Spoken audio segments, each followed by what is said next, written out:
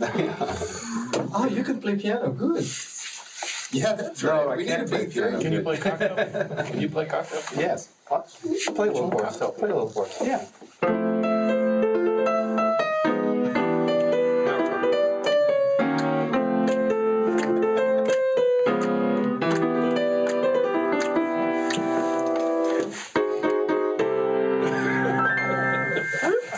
So we'll start with that. Should we introduce ourselves? Should we? Does everybody know Why don't who you we are? introduce Or should we everyone, talk since about you're the ourselves moderator? first? Am I the moderator? Yes. Yes, you are. Can people hear us? Yes, Where's my monitor? Oh. Well, I don't know if you know all these people. I'm Jonathan Little. I'm the Little Labs guy. This is Geoff Daking from Daking Audio, and who's been around a long time. Older than dirt.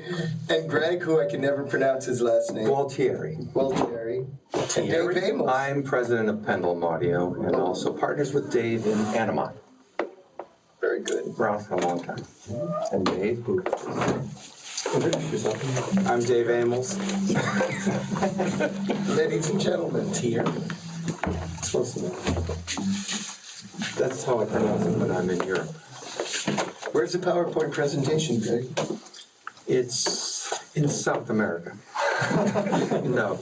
I thought what we would do is, since people have been talking at you or with you for many of these sessions, and then eventually, after many minutes being able to ask questions, we thought we'd turn it around. Have you ask us questions, anything you want to ask us about, anything electronic, anything political, anything about studio etiquette, anything about equipment to stay away from, anything inappropriate, and we'll try to answer them. I'm the only socialist of the bunch. Hopefully between us we'll come to a consensus that approaches the truth, but we'll see how that goes. Or if you want us to argue amongst ourselves, we can do that as well. Or wrestle. No, arm wrestling, not so good.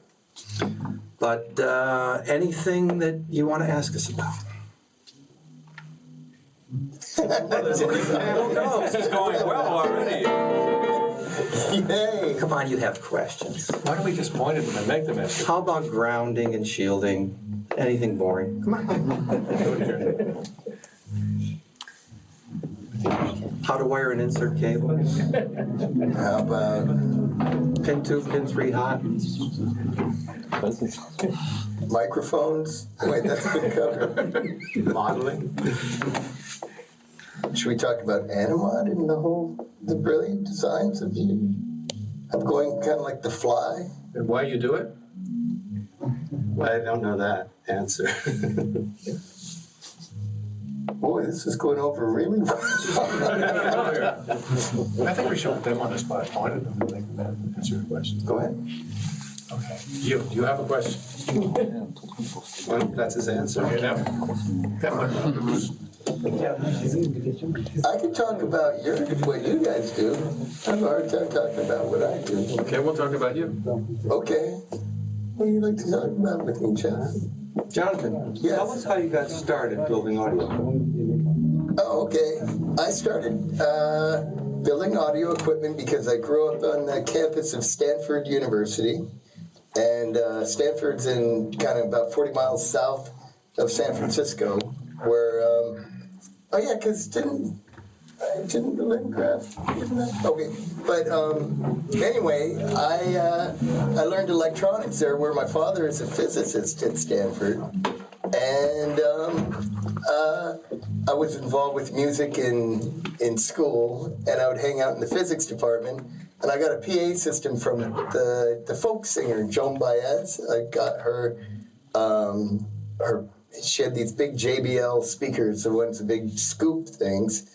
And I started building crossovers for them and power amps for them. And it got me more interested in that end of things. And then I started working with a punk band called the Sleepers. And they played a lot at the Mabuhay Gardens in San Francisco. And I would head up there and be their sound man.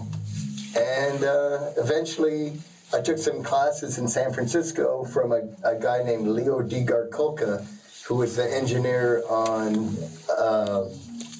the famous song Tequila. You know Tequila? And he was a disc mastering guy, and he had a studio in San Francisco, and there I learned a bunch, and then I went to LA, and well, am I going on too much? No.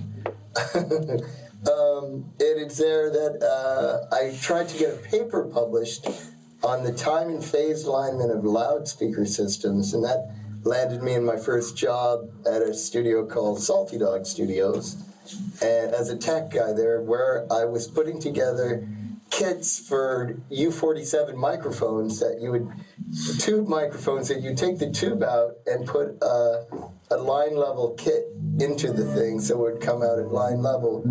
Why we did that looking back, I have no idea. It's kind of a bad idea, but anyway, that's what I was think doing. so. I think it's a good idea. Okay. I mean, was it phantom powered or was it have an external power supply? I can't remember Because if it now. had an external power supply, it seems to make more sense to me that you do that. Right. Because Yeah. then you'd have a head amp that comes out at line level, perhaps Right. you can adjust the gain. And so you avoid the whole idea of going low impedance, low output, and then trying to boost that up with a mic preamp. Take something out of the chain. I've built line level mics for years for recording acoustic instruments. So, Yeah, there was an article on it in Recording Engineer Producer magazine, and that's where we offered it as a kit in the back, and I put together the little kits. But then went from studio to studio I went to A&M Records. I was there for 10 years. I was at the Village Recorder for 3 years, just as a studio tech, and after a while, I had a real talent for building stuff for the studios, and I thought, why build one? Why don't I build a bunch of stuff? And while I was at the studios, about 1984, I started making things for triggering samples. There's a box called the Sample Switcher for the engineer Bob Clearmountain, which East West put out as a little kind of box that they were trying to sell their, like Bob Clearmountain drum sample CDs and stuff. And East West on their own has done very well. I don't know if you've known, don't they have like convolution, reverb stuff? Or do you know, Dave? I mean, you might. Well, they have a big recording studio in Los Angeles. Well, yeah, they took over what was once United Western, which was where Beach Boys did Pet Sounds. and Pet Sounds, and they've totally rebuilt it. But and they also have big symphonic libraries, sample libraries. yeah, huge. Yeah, they got huge. They made a ton of money off that. But and then I made a mic preamp that Chad Blake kind of endorsed with Mitchell Froome, and I sold a bunch of those. And then as time went on, and the studio business was changing, and we're going from tape, went from analog tape to digital tape to hard discs, and it got a little for me it got kind of boring, that working in a studio without the tape machines and all that. So I decided to get out of the business of that end of things and start manufacturing, because I already was manufacturing some of this gear, and started putting more and more gear out, and that was around 1999, and here I am now, almost 20 years later, still manufacturing gear. Still little labs, but hey, I'm here in Paris. What can I say? I've arrived. How about you, Geoff? Jeff, how about you? Well, I started off as a musician, and then in 1970, I went into the studio business full-time as an engineer. And by, I guess, 1982, I had my own studio. And then we expanded up into 3 studios. We had one Trident, one Neve, and one API. But as MIDI came in, and people had these Akai 12 tracks, anybody remember those things? The thing with the videotape in it, and then computers. A lot of composers were taking the work home, and back then there really wasn't a lot of gear for the home recorders. You know, Neve wouldn't sell you a channel amplifier. They said, we're not in the spare parts business. There was nobody making mic pre's and things like that you could just buy off the shelf, except maybe for Demeter or somebody, not the hundreds that there are now. And so I decided I would start making gear for people who had studios at home. And I started doing that in 1994, and I'm still doing it. But I just moved from the studio business, which had been at the time very lucrative, and as the MIDI and all that came in the studio, in 1975, you could build a studio for $150,000 and make $4,000 a day. And by 1993, you had to put $1.5 million in to make $1,200 a day, so that it was all getting upside down. What about your musical background? Oh, I was in a band in the 60s that was fairly well known called Blues Magoos, so I was lucky in that I got to tour, you know, spend from 18 to 21, 22 touring, you know. I was very lucky that way. Some great records you put out. The records went on some great tours. About some of the people you toured with. Well, the best tour I was ever on, 1967, we were the middle act. The opening act was Herman's Hermits, if you remember them, you know, Mrs. Brown, you got a lovely daughter. And then us, and then the opening act, an English band called The Who we later chose not to follow just because, you know, who wanted to follow death and destruction on stage, you know. Keith Moon was a hard act to follow, especially for an entire summer. So we still make the same thing. We've been doing it now for almost 18 years, 16 years. Yeah. And you? And me, well, from the time I was about very young, music was a big part of my life. And about when I was 10 years old, I had an older brother who knew something about electronics. So I started fiddling around, designing things, getting shot, hurting myself, things like that. But eventually, I was also a musician at the same time, played guitar.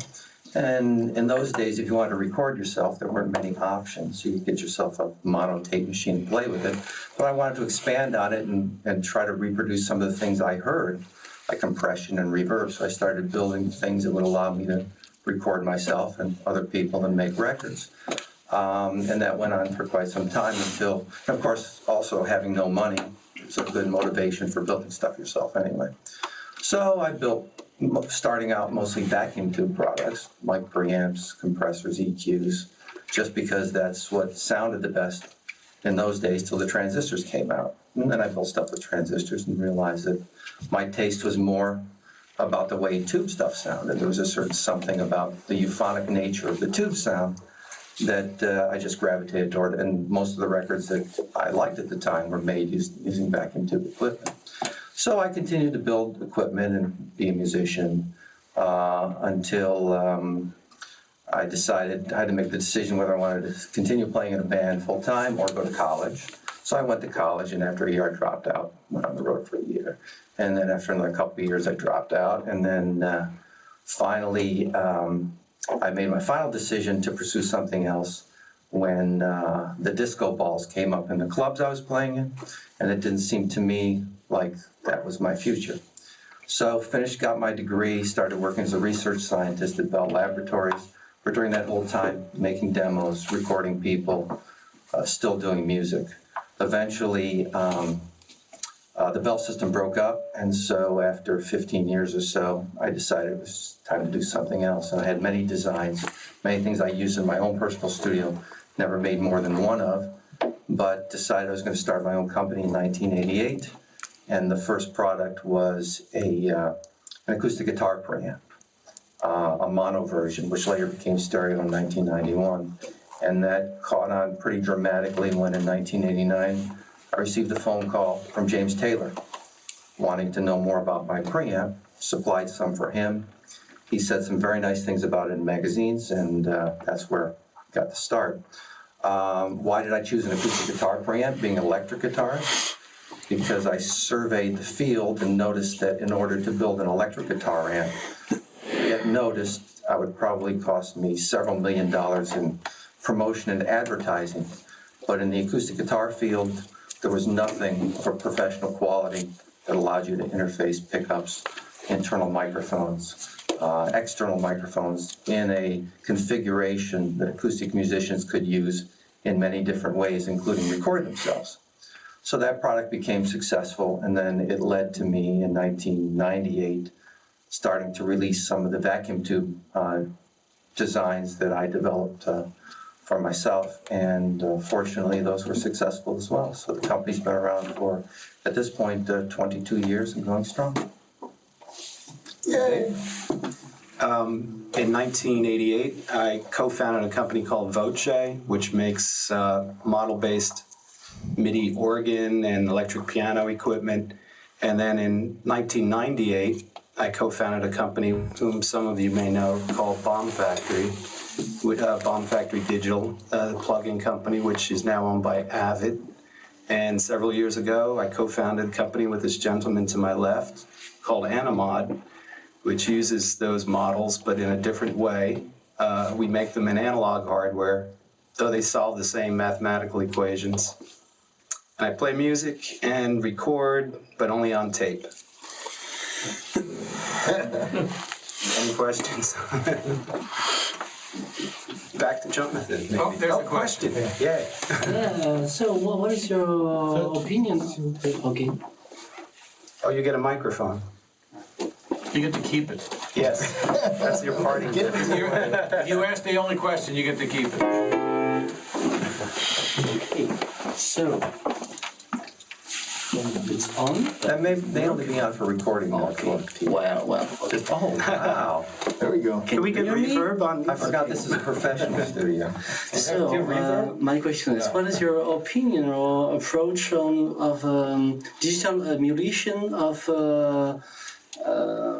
analog gears for sound? Well- so you produce some of them, but you're more in the analog stuff, I think. If I do understand well. Well, it can be done. The problem, though, is once you get into the digital domain, you're kind of, the game is over. Because it's not so much, some of the emulations are not very good. They're not very well done. But you can do one that will actually subtract out of the insert loop of an actual unit so that there's no difference between them. It's just that it's not going to sound the same as if you're listening to the analog unit in the analog domain and the digital emulation in the digital domain, because the digital signal doesn't sound like what went in the input. So there's no way that could ever sound the same. But if you're just using it in an insert, yeah, theoretically, it could be bit for bit what's being digitized from the analog unit. Well, we started really by Dave proposed an experiment because, of course, Dave had all the mathematical models that he used for the plugins and Pro Tools and other things.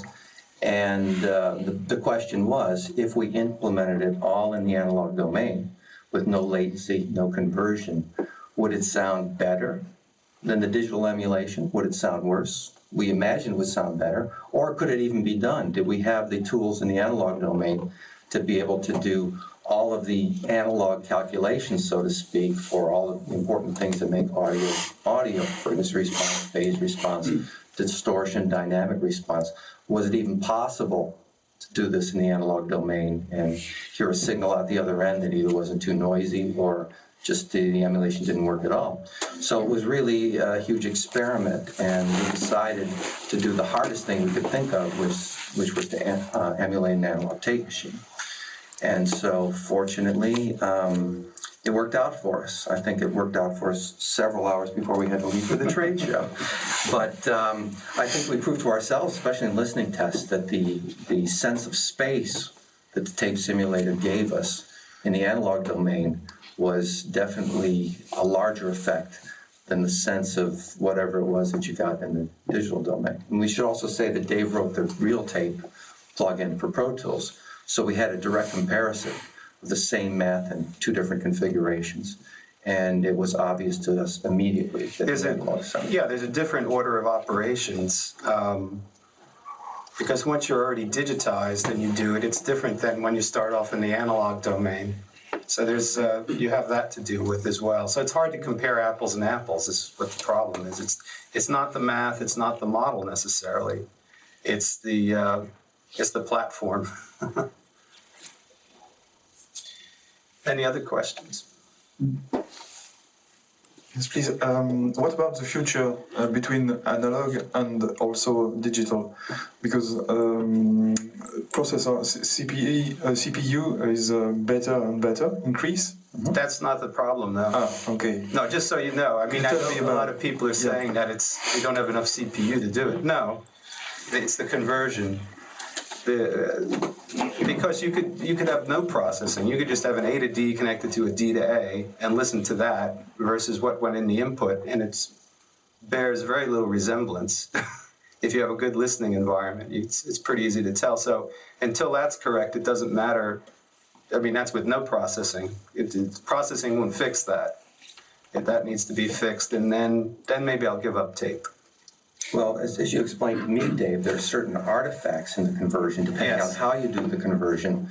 And those artifacts are things that don't exist in nature. Whenever you have an error that doesn't exist in nature, your ear is going to try to process that and maybe can't deal with it as well as something that evolution has allowed us to be able to understand. Yeah, that's a good way of summarizing it.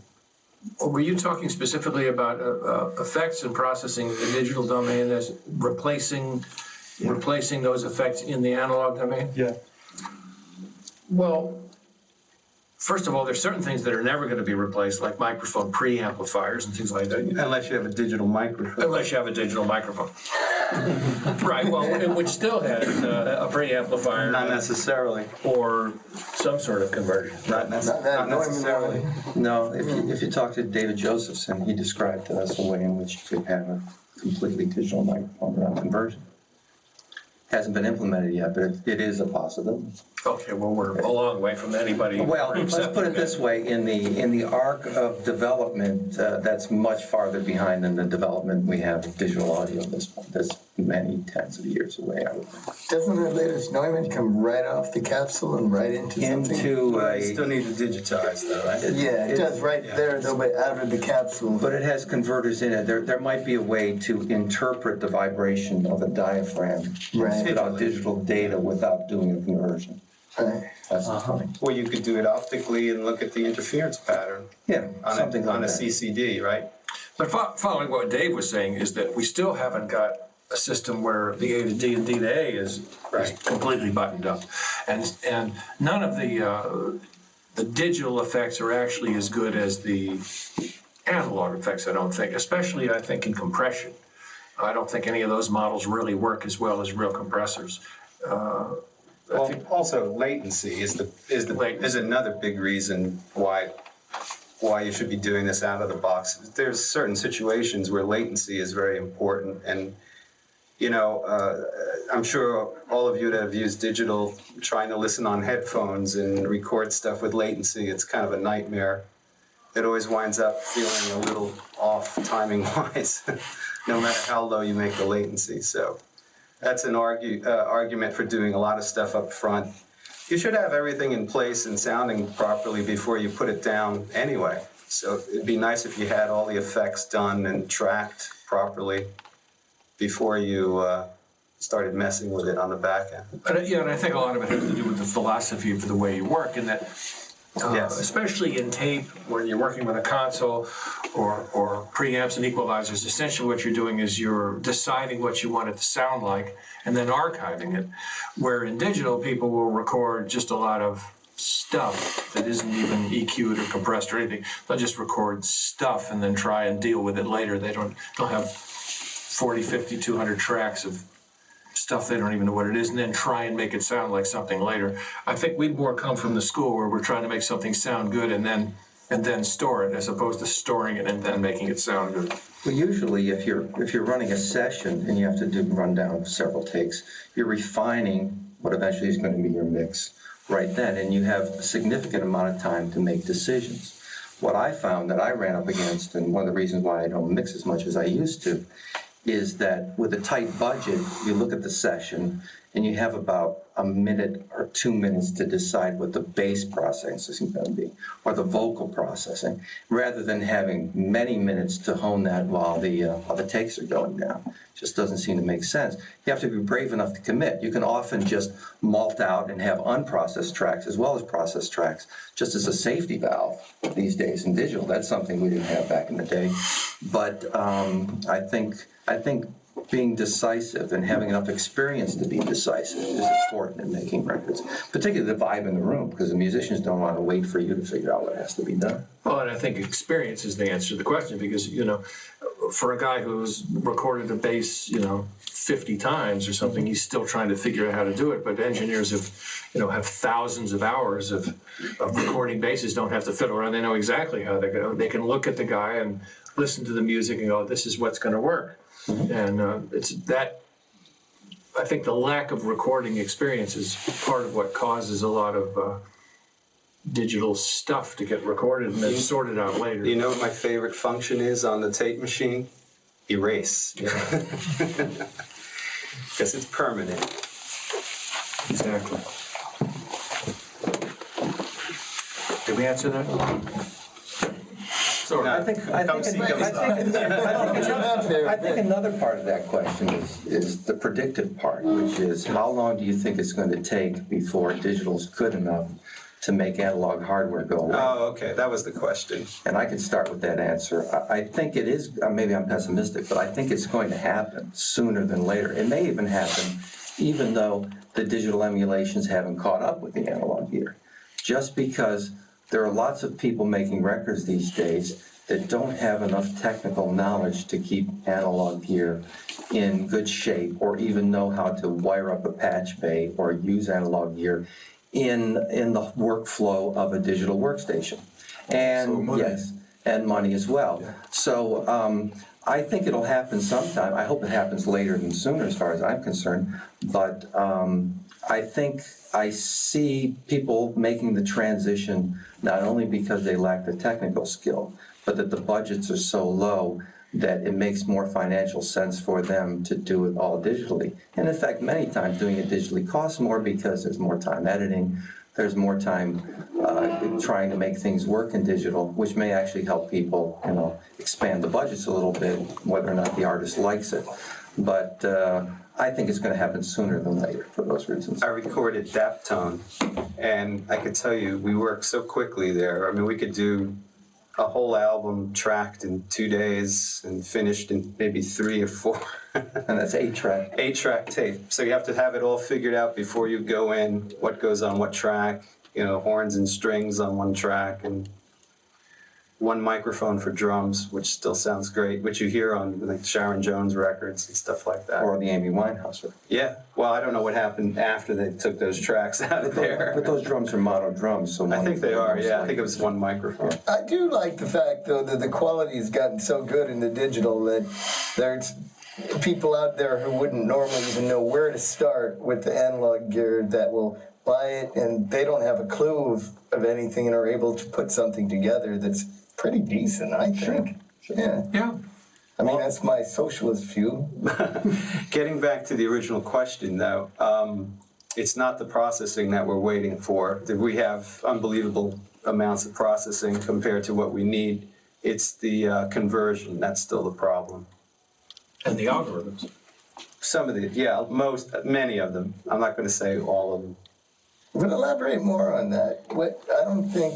Sometimes I'm kind of getting lost a little bit in what you're saying. Probably everyone To tell you else the is. truth, there's been algorithms that I've listened to in the digital domain, and we've implemented in the analog domain, and they basically, they work properly. It's just, like I said, it's the difference between digital and analog, not the processing, not the actual mathematics. I think we've kind of proved that by doing it in the analog domain, and sometimes it's the same mathematics. I think we proved that there is a difference. Now Yes. it's up to the industry to figure out what that difference is and how to solve it. If we've got to that point, then we could say, all right, as long as the algorithm's correct, as long as it's implemented correctly, as long as it can cancel when out of phase, then you're home free. Yeah.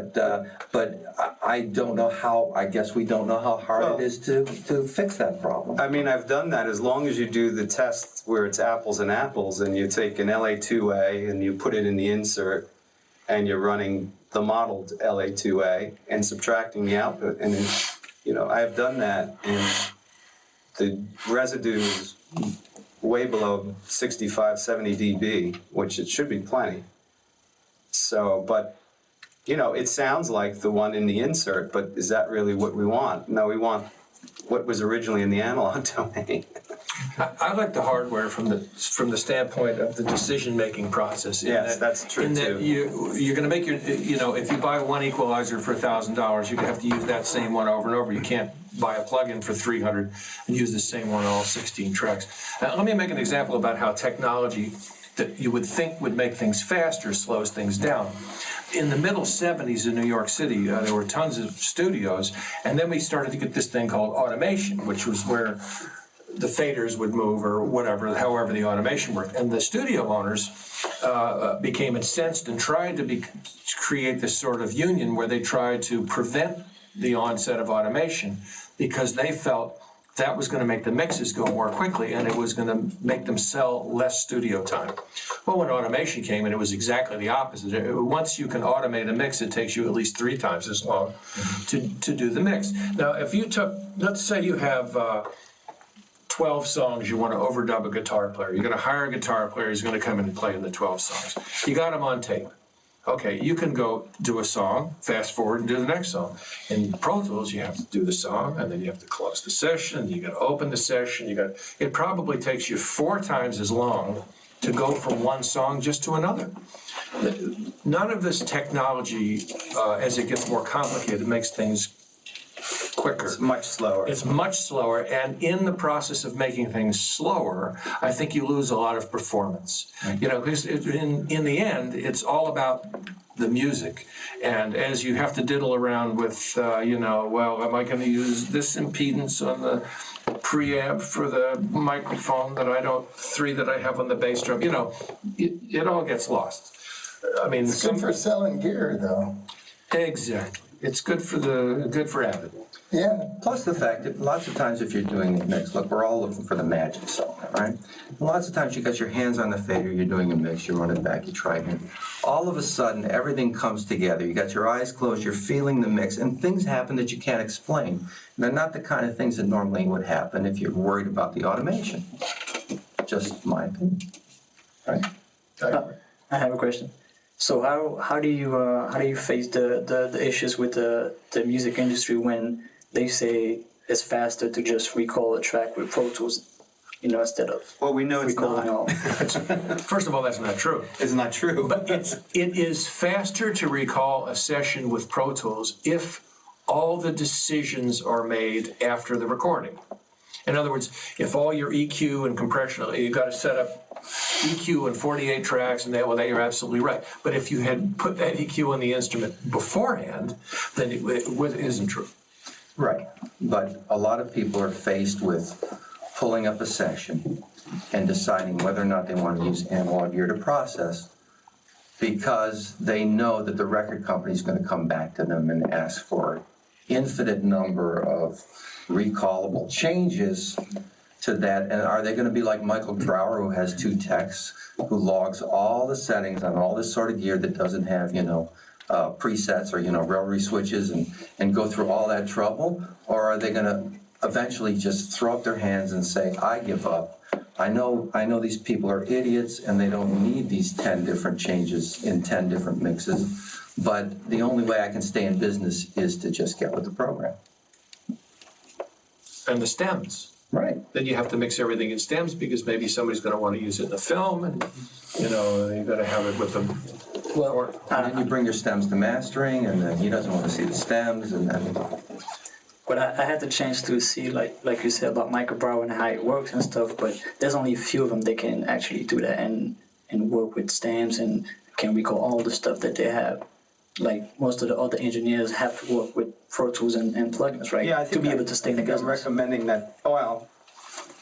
So you're saying that they require you to give you to Just on the recallability. business. Yeah, just because of the business The side record of it. companies. Yeah. Oh, Yeah, well, that's what's wrong with that. that's what happens when you have an industry that's ruled by idiots. Yeah. Back in the day, I mean, the record company didn't require all these things. Why not? Well, they didn't have the technology for it. Yeah, one but thing. still, that wasn't. You listen to records. I mean, No, they were way better. mistakes add charm to a recording, right? You don't have to fix everything. You know, it's funny. We're just listening to Shaft in there, and there's a section in there where the drummer plays this drum fill because he thinks they're going into the bridge. Yeah. And then he goes, "Oh, we're not going into the bridge." He just stops. He plays that 2-beat drum fill. Yeah. And oh no, that's not where we're going, and they just left it in. There are Beatles records where you can hear the guy dropping the tambourine on the floor and picking it up. Singing 2 different lyrics. There are The mistakes harmony. all over the place. The biggest mistake is it was sung live, slightly out of tune, and it was double tracked, and they don't seem to line up very well. I think the most important thing is not to be tempted by the technology. You could still work in that same form, but just because you have every option on the planet doesn't mean you should use it. And if you have a technology that ruins the vibe in the room because it takes too long, people cool off, you can't get that one take, the first take, which is the best one, that also impacts the ultimate product. I also like the breathing time that rewind gives you. Yeah. But I'm all for, though, having these garage band and things, so if some joker in his bedroom can come up with stuff that's, I don't know, I'm kind of all for that. Absolutely, because he's not hampered by the technology. He's just Yeah. doing it. Half the time, he probably doesn't know what he's doing. That's a plus side of it. Absolutely. Yeah, You like the democratization of music. I do. It's not an elitist thing going to a $3,500 a day studio anymore. Because I'm a socialist. You're a commie pinko. Hi. My question is not about Pro Tools or short session when time is money, but the inverse. So when you've got time and money,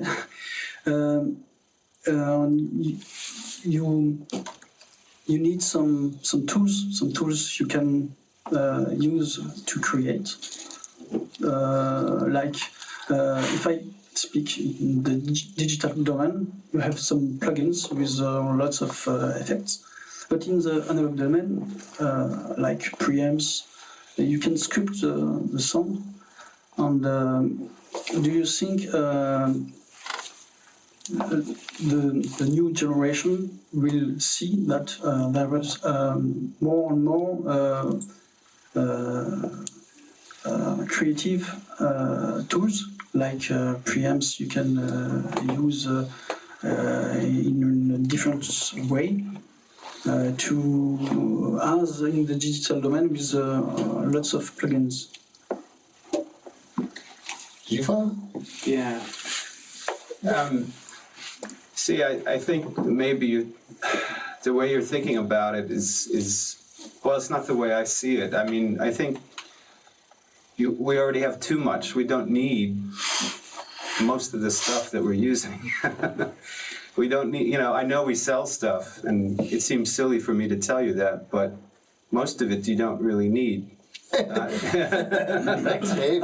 What makes me happy is to have a preamp I can use in hundreds of ways. Sure. And Right, yeah. because I have the time to use it. A good preamp, you don't need all the plugins. Do you still believe it can be possible to the great studios to see that? Well, it's a matter of opinion for the people to decide that, but I can tell you from experience that my greatest satisfaction working in a studio like Daptone is we go and we play the whole song live, and I walk into the control room, and there's almost nothing there. It might be an Altec preamp going into the tape machine. I go back in the control room, and it sounds at least as good, if not better, than what we just did, and we're done. There's almost nothing there. There's almost nothing there. There's a good preamp. There's good microphones. See, this is the important thing. First, you need good music. Then you need good musicians with good instruments, and then you need good microphones, and then you need the preamps. No, you need the arrangement in there. There's an arrangement in there. I was lumping that in with the music, but yeah, you need to plan it out. You need and then you need the good microphones, the preamps, and the way to record it. But if I know this sounds tedious. Yeah, what's that? But if you want to record as the good way, you have to, as you said, you have to think about before. Well, yes, planning ahead of time is very valuable. So you have to think what kind of microphone, preamps, cables, or acoustics. So if you have a great amount of choice, you can choose and sculpt your production. Yeah, but you don't want too much choice. Yeah. In other words, let me just say one thing. One of my crusades is, you know how some people say, well, I'm going to have 8 different preamps because I want to have a palette of colors. And that to me, personally, is rubbish. I want to have, if I'm going to make a record, I don't care whether it's an API or a Neve or one of my things or his things, I want them all to be the same. Because then the recording will have a character to it. You go to Air Studios in London because all the modules in the console sound the same. Because when you start having, 2 preamps here and then halfway around the tom-toms you have 2 others, you get what I call audio schizophrenia.